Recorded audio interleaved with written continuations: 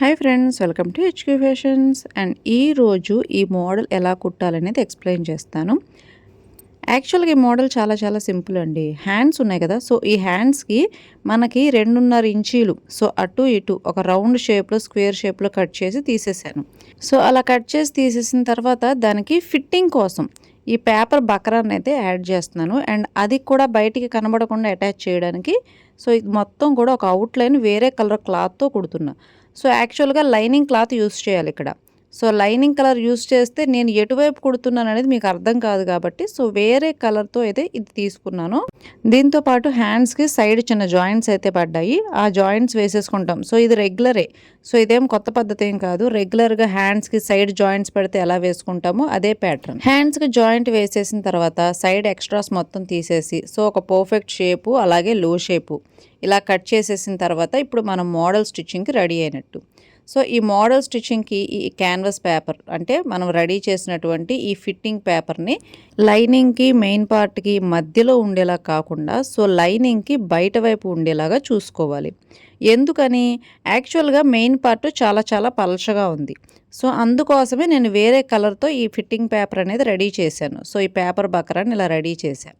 But ఇక్కడ ఏంటంటే ఇది ఒకవేళ మందంగా ఉండే క్లాత్ అనుకోండి, సో మీరు డైరెక్ట్గా మెయిన్ పార్ట్కి ఇది అటాచ్ చేసేయచ్చు. కానీ ఇక్కడ ఏంటి చాలా చాలా పలచగా ఉంటుంది. సో అందుకోసం నేను దీన్ని సెపరేట్గా రెడీ చేసి ఇలా లైనింగ్కి బయట వైపు వచ్చేలాగా చూసారా ఎలాగొచ్చింది, బయట వైపుకి వచ్చింది. సో ఇది మీకు కనిపించడం కోసం నేను యాక్చువల్గా వేరే కలర్ క్లాత్ యూస్ చేసి కుడుతున్నాను అనమాట. ఓకే, ఒకవేళ నేను సేమ్ కలర్ యూస్ చేస్తే మీకు అంత క్లారిటీగా అర్థం కాదు అనే ఉద్దేశంతో.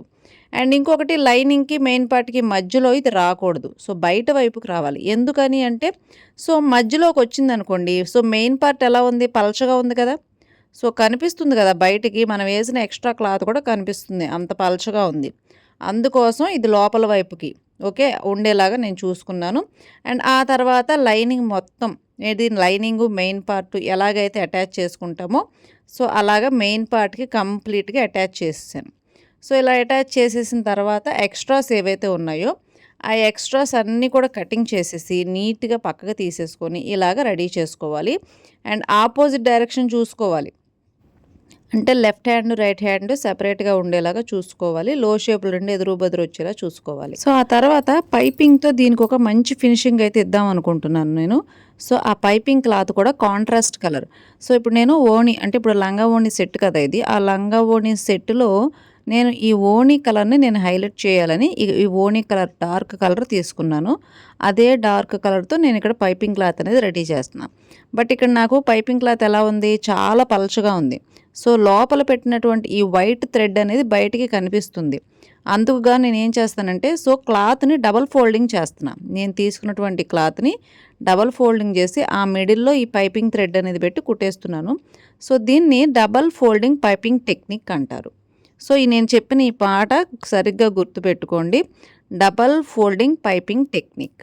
ఓకే, ఎందుకని ఈ మాట చెప్తున్నాను అంటే సో ఈ టెక్నిక్స్ అనేవి మీకు పేర్లు ఇవన్నీ కూడా తెలిసినాయి అనుకోండి, సో దానివల్ల ఏమవుతుంది అంటే మీకు ఏదైనా డౌట్ అడిగేటప్పుడు క్లారిటీగా ఉంటుంది. అందుకోసం అనమాట నేను ఇవన్నీ కూడా ఎక్స్ప్లెయిన్ చేస్తున్నాను. అండ్ ఆ తర్వాత ఇంకొకటి, దీనికి సెంటర్ చూసుకోవాలి, అలాగే కింద వైపు కూడా సెంటర్ చూసుకొని so first of all piping మనకి ఎక్కడి నుంచి ఎక్కడి వరకు అయితే కావాలో అక్కడి నుంచి అక్కడ వరకు చక్కగా నీట్గా అటాచ్ అయితే చేసేయండి. సో ఇలాగ పైపింగ్ అటాచ్ చేసేటప్పుడే ఎగ్జాక్ట్గా ఖర్చు లెవెల్స్ కరెక్ట్గా చూసుకోండి. ఆపోజిట్ డైరెక్షన్ అన్నాను కదా, అది కూడా చూసుకోవాలి.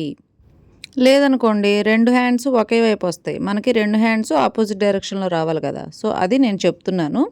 అండ్ ఇంకొకటి, ఈ పైపింగ్ వేసే టెక్నిక్స్ ఇవన్నీ కూడా ఇంకా క్లియర్గా తెలియాలి, మాకు ఈ వీడియోలో క్లియర్గా తెలియట్లేదు అనుకుంటే కనుక సో లైవ్ వీడియోస్ పెడుతున్నాను, అందులో చూడండి, మీకు లైవ్లో క్లియర్గా క్లారిటీగా ఎక్స్ప్లెయిన్ చేస్తూ కుడతాను.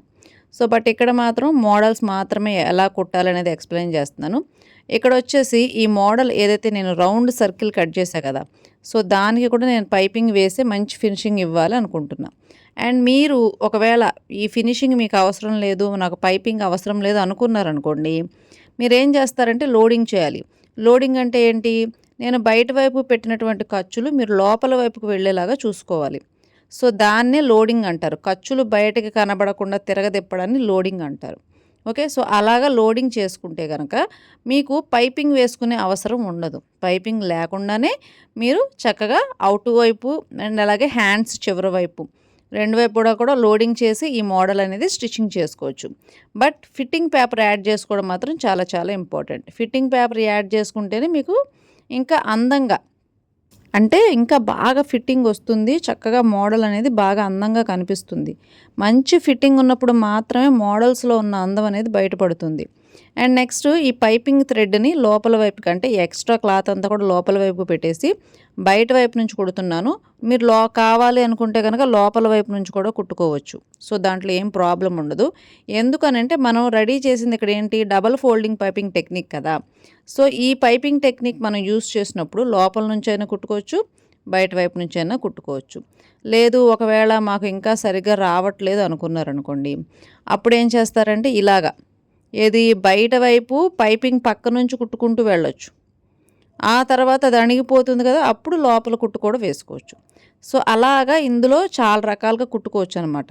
అండ్ ఇంకొకటి ఇలాగ రెడీ చేసిన తర్వాత ఇక్కడ దీనికి బార్డర్ వచ్చిందొకటి. సో, ఆ బార్డర్‌ను కూడా కంప్లీట్‌గా అటాచ్ చేసేసిన తర్వాత నేను ఈ రిమైనింగ్ ఏదైతే మోడల్ మనకు అవసరమైనటువంటి ఈ బుట్ట ఉంది కదా! సో, ఆ బుట్టని నేను రెడీ చేస్తాను. సో, ఈ ఎడ్జెస్ ఏంటి మనం ఆల్రెడీ ఇది రెడీ చేసేసాం కదా! సో, ఈ స్టోన్ వర్కు అండ్ దీనికి కట్ వర్క్ వచ్చింది. సో, నేనేం చేస్తానంటే ఆ కట్ వర్క్ షేప్‌లోనైతే కుడుతున్నాను. ఎందుకంటే ఇక్కడ చిన్న చిన్న స్టోన్స్ వచ్చినాయి. సో, ఆ చిన్న చిన్న స్టోన్స్ మధ్యలో నుంచి నేను కుట్టుకుంటూ వెళ్ళాననుకోండి, సూది అనేది బ్రేక్ అవ్వదు. లేకపోతే సూది ఇరిగిపోతుంది స్టోన్ మీద పడి. అవునా? సో, ఇక్కడ వర్క్ వచ్చిన దాన్ని బట్టి నేను అడ్జస్ట్ చేసి కుడుతున్నా. అండ్ ఒకవేళ వర్క్ ఇలా రాలేదనుకోండి, సో, దాన్ని బట్టి నేను కుట్టే విధానం మారుస్తాను. సో, ఇలా వచ్చింది కాబట్టి ఇలా ఈజీగా అడ్జస్ట్ అయ్యే మార్గాన్ని మీకు చెప్తున్నా. సో, చిన్న చిన్న చిప్స్ స్టోన్స్ వస్తే కనుక ఏమీ సూదైతే బ్రేక్ అవ్వదు. అండ్ ఇంకొక హ్యాండ్ ఉంది కదా! సో, సేమ్ ఫస్ట్ మనం ఏ హ్యాండ్‌కి ఎలా రెడీ చేసామో ఈ హ్యాండ్‌కి కూడా అలాగే రెడీ చేసి పక్కన పెట్టేసుకుంటే ఇప్పుడు మనకు అవసరమైన బుట్ట రెడీ చేసుకోవడానికి క్లాత్ అయితే తీసుకోవాలి. సో, ఇది ఎలా రెడీ చేయాలి బుట్ట అంటే మనం ఒక రౌండ్ షేప్ కట్ చేసి పక్కకు తీసేసాం హ్యాండ్‌లో. అవునా? సో, ఆ స్లీవ్‌లో మనం కట్ చేసినటువంటి ఈ రిమైనింగ్ హ్యాండ్ పార్ట్‌ని ఇలా సెంటర్ చేసుకొని మార్కింగ్స్ వేస్తున్నాను గమనించారా? సో, ఇలా మనం మార్కింగ్స్ వేసుకున్న ప్రకారంగా దీన్ని కట్ చేయాలి. సో, కట్ చేసిన తర్వాత దాని మధ్యలో నుంచి సెపరేట్ చేసుకుంటూ మనం క్లాత్ రెడీ చేసుకోవాలి. సో, ఈ కట్ చేసేటప్పుడు కూడా అన్నీ ఒకేలాగా సమానంగా ఉండాలి. ఒకటి ఎక్కువ ఒకటి తక్కువ ఉండకూడదు. అది చూసుకోండి మీరు. అండ్ ఇప్పుడు దీన్ని ఇలాగా విడివిడిగా ఇలా సెపరేట్ చేస్తున్నాను. సో, ఫోల్డింగ్ మీద ఉంది క్లాత్ నాకు సరిపోలేదు. అండ్ ఇప్పుడు పెద్ద క్లాత్ సో, మనకు అవసరమైనటువంటి ఇంత పెద్ద క్లాత్ మీద నేను ఇవన్నీ కూడా ఇలా సెపరేట్ చేసుకొని అండ్ దీనికి మిడిల్‌లో అంటే ఒక లైన్‌కి ఇంకొక లైన్‌కి మిడిల్‌లో ఒక 1 ఇంచీ అంత గ్యాప్ ఉండేలాగా చూసుకుంటున్నా. మీకు ఇంకా క్లాత్ ఎక్కువ ఉందనుకోండి, ఇంచున్నర క్లాతో, 2 ఇంచుల క్లాతో సో, మీకున్నటువంటి క్లాత్ ప్రకారంగా ఎంత ఎక్కువ ఉంటే అంత మీకు అవసరమైనంత బుట్ట అనేది మీరు పెట్టుకోవచ్చు. అండ్ పర్ఫెక్ట్‌గానే వస్తది. అండ్ ఆ తర్వాత ఈ లైన్స్ మిడిల్‌లోనే కాదు, ఈ లైన్స్ పైన కూడా ఒక 2 ఇంచుల క్లాత్ ఉండేలాగా చూసుకోవాలి. అలాగా కొద్దిగా ఎక్స్ట్రా క్లాత్ ఉండేలాగా చూసుకుంటేనే మనకి ఇది చక్కగా పొడుగ్గా అంటే ఒక బుట్ట ఒక మంచి షేప్‌లో వస్తది. సో, మొత్తం మీరు రెడీ చేసుకున్నటువంటి దానికి మొత్తం చుట్టూ అవుట్‌లైన్ అంతా కూడా 2 ఇంచుల క్లాత్ ఎక్స్ట్రాగా ఉండాల్సిందే. సో, అలా ఉంటేనే బుట్ట మంచిగా వస్తది. ఒకవేళ మీకు ఇంకా ఎక్కువ క్లాత్ ఉంటే ఒక 2.5 ఇంచులు పెట్టుకున్నా నష్టమేమి ఉండదు. సో, మీకు ఎంత పఫ్ కావాలి అనే దాన్ని బట్టి సో, అంత క్లాత్ మీరైతే రెడీ చేసుకోవచ్చు. అండ్ ఇప్పుడు ఇది కంప్లీట్ అయింది కదా! సో, ఇలా రెడీ చేసుకున్న తర్వాత ఈ పిన్స్ అన్నీ కూడా రిమూవ్ చేసేసి అండ్ ఇంకొకటి సేమ్ ఇలాంటిది ఇంకొకటి రెడీ చేసుకోవాలి. ఎందుకని 2 హ్యాండ్స్ కదా! సో, 2 పఫ్స్ పెట్టాల్సిందేగా. మనం ఆల్రెడీ ఒకటి కటింగ్ చేసేసాం కదా! సో, దీన్ని బట్టి రెండో క్లాత్ కటింగ్ చేస్తే మనకు సరిపోతుంది. సో, ఇప్పుడు 2 హ్యాండ్స్ 2 పఫ్స్ అంటే 2 బుట్టలు మనం రెడీ చేసుకున్న తర్వాత అండ్ ఇవి 2 కూడా ఒకే లెవెల్‌లో ఈక్వల్‌గా ఉండాలి. సో, కొద్దిగా హెచ్చు తగ్గులున్నా సరే మళ్ళీ మనకి కొలత అనేది తేడా వస్తది. అందుకోసం ఈ ఎక్స్ట్రా అవుట్‌లైన్స్ అన్నీ కూడా సో, పర్ఫెక్ట్‌గా ఉండేలా చూసుకోవాలి. మరీ ముఖ్యంగా సెంటర్ కరెక్ట్‌గా ఉండాలి. సెంటర్ అని నేను ఎందుకు చెప్తున్నానంటే సో, సెంటర్‌ని బట్టి పఫ్ అనేది డిసైడ్ అవుతది ఇక్కడ. అండ్ ఆ తర్వాత మనం ముందుగా మార్కింగ్స్ వేసాం కదా! So, line to line. ఆ లైన్ టు లైన్ మార్కింగ్స్ దగ్గర మార్కింగ్ డాట్స్ అనేవి పెట్టుకోవాలి. ఈ మార్కింగ్ డాట్స్ పెట్టుకోవడం చాలా చాలా ఇంపార్టెంట్. ఈ మార్కింగ్ డాట్స్‌ని బట్టే మీరు ఏం రెడీ చేయాలి, అవుట్లైను ఏది కుచ్చులు పెడతారు కదా మీరు, సో ఆ కుచ్చులు అనేది ఈ మార్కింగ్ డాట్స్తోనే డిసైడ్ అవుతుంది. సో మార్కింగ్ డాట్స్ పెట్టుకోవడం చాలా చాలా ఇంపార్టెంట్ అనమాట. And next main part. So main part నేను ఏ కలర్ చెప్పాను, సో ఓనీ కలర్ ఏదైతే ఉందో ఆ కాంట్రాస్ట్ కలర్ తీసుకున్నా.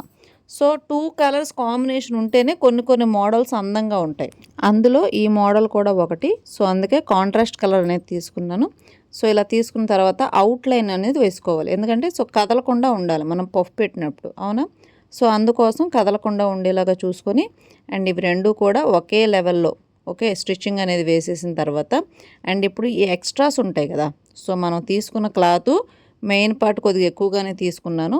ఎందుకంటే ఆ ఎక్స్ట్రాస్ అనేవి ఉంటాయి కాబట్టి ఆ ఎక్స్ట్రాస్ అంతా కూడా కటింగ్ చేసి తీసేస్తే మనకి పర్ఫెక్ట్ షేప్ అనేది వస్తుంది. సో అలా కాకుండా ముందే రెండు ఒకేలా కటింగ్ చేస్తే హెచ్చు తగ్గులు వస్తాయి. సో ఇప్పుడు ఇలాగ 2 బుట్ట హ్యాండ్స్కి సంబంధించినటువంటి క్లాత్ రెడీ చేసుకున్న తర్వాత ఈ బుట్ట పెట్టే విధానం కొద్దిగా డిఫరెంట్గా ఉంటుంది. సో చూడండి, నేను కుచ్చు అటువైపుకి మడుస్తున్నాను, మీరు గమనిస్తున్నారా. కుచ్చు పెట్టే డైరెక్షన్లో కూడా తేడా ఉంటుంది. ఎందుకంటే కుచ్చు అటువైపు మడుస్తున్నాను, ఎక్కడ వరకు సెంటర్ ఇంపార్టెంట్ అని చెప్పే కదా. సో ఆ సెంటర్ డాట్ ఏదో మీరు చూసుకోవాలి ముందుగానే, సెంటర్ ఫోల్డింగ్ కరెక్ట్గా ఉండాలి. సో అలాగా సెంటర్ వరకు అటువైపు పెట్టుకున్న తర్వాత, అండ్ ఇదిగోండి సెంటర్ నుంచి ఇటువైపుకు ఫోల్డింగ్ చేస్తున్నా. సో ఇది ఇంపార్టెంట్, మీరు పెట్టే పఫ్ మోడల్కి ఇది ఇంపార్టెంట్. సో ఈ బుట్టకి ఇలా వేస్తేనే అందంగా ఉంటాయి. సో బుట్ట అటువైపు ఇటువైపు ఈక్వల్గా సమానంగా రావాలి. సో ఇలాగ బుట్ట అనేది రెడీ చేసుకున్న తర్వాత, అండ్ దీన్ని మన మెయిన్ పార్ట్కి డైరెక్ట్గా అటాచ్ చేసేస్తే సరిపోద్ది. అండ్ ఇప్పుడు ఒకటి రెడీ చేశాను, సో రెండోది కూడా వెంటనే కుట్టేసేయాలి. ఎందుకంటే రెండు కూడా ఒకే లెవెల్లో, సో ఒకటి ఒకలాగా రాకూడదు. సో ఇవి రెండు బుట్టలు కూడా ఒకే లెవెల్లో ఒకే ప్యాటర్న్లో రావాలి. సో కుచ్చు అండ్ అలాగే ప్యాటర్ను, సో ఈ 2 పఫ్ హ్యాండ్స్ యొక్క సైజు, సో ఇవన్నీ కూడా పర్ఫెక్ట్గా వచ్చాయి అండ్ ఒకే లెవెల్లో కరెక్ట్గా ఉన్నాయని అనుకున్న తర్వాతే మనం రెడీ చేసుకున్నటువంటి ఈ హ్యాండ్స్కి ఇలాగ సెంటర్ చూసుకొని, ఈ సెంటర్ ఇంపార్టెంట్ అని చెప్పా కదా. సో సెంటర్ మార్కింగ్ని బట్టే ఇది మనం అటాచ్ చేయడానికి అవుతుంది. సెంటర్ మార్కింగ్ లేదనుకోండి ఒకవైపు హెచ్చు తగ్గులు వస్తాయి. సో సెంటర్ మార్కింగ్ ఇంపార్టెంట్ అని చెప్పింది అందుకే. సో ఇలా సెంటర్ చూసుకొని ఒకవైపు, సో కింద వైపు మనం ఏదైతే బుట్ట రెడీ చేస్తామో దానికి ఒక 1/2 ఇంచ్ క్లాత్ కింద వైపుకి వదిలేసేయండి. వదిలేసి మనం ఆల్రెడీ పైపింగ్ రెడీ చేసాం కదా. సో ఇక్కడ నేను సెంటర్లో ఒక కట్ మార్కింగ్ డాట్ పెడుతున్నాను, అంటే కొద్దిగా కట్ చేశాను అనమాట.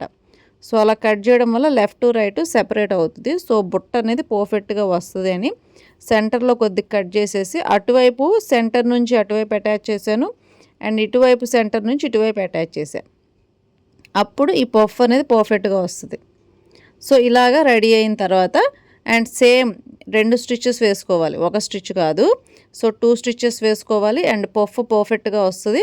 అండ్ మొత్తం కుట్టిన తర్వాత వేసుకొని మీరు ఎలాగుందో అయితే మోడల్ చెప్పండి, ఒకసారి అయితే ట్రై చేయండి. చాలా చాలా ఈజీనే మోడల్. సో అంత హార్డ్గా అంత కష్టంగా ఏమి ఉండదు. కానీ మోడల్కి ఇంపార్టెంట్ ఏంటి, 2 కలర్ కాంబినేషన్ ఉంటే ఈ మోడల్ బాగుంటుంది. సో పఫ్కి మనకి క్లాత్ ఎక్కువ లేకుండా, పఫ్ హ్యాండ్స్ సరిపోకుండా ఉన్న వాటికి, అండ్ అలాగే చిన్న చిన్న పిల్లలకి, సో చిన్న చిన్న పిల్లలకు కూడా ఈ మోడల్ అనేది చాలా బాగుంటుంది. అండ్ ఒకసారి ట్రై చేయండి, ఎలాగుందో కామెంట్ సెక్షన్లో తెలియచేయండి. అండ్ ఈ వీడియో నచ్చితే కనుక లైక్ చేయండి, అండ్ అలాగే మన ఛానల్ నచ్చితే కనుక సబ్స్క్రైబ్ చేయండి. ఈ వీడియో ఎవరికైనా సరే యూజ్ అవుతుందంటే కనుక వాళ్ళకి ఖచ్చితంగా షేర్ చేయండి. Thank you for watching.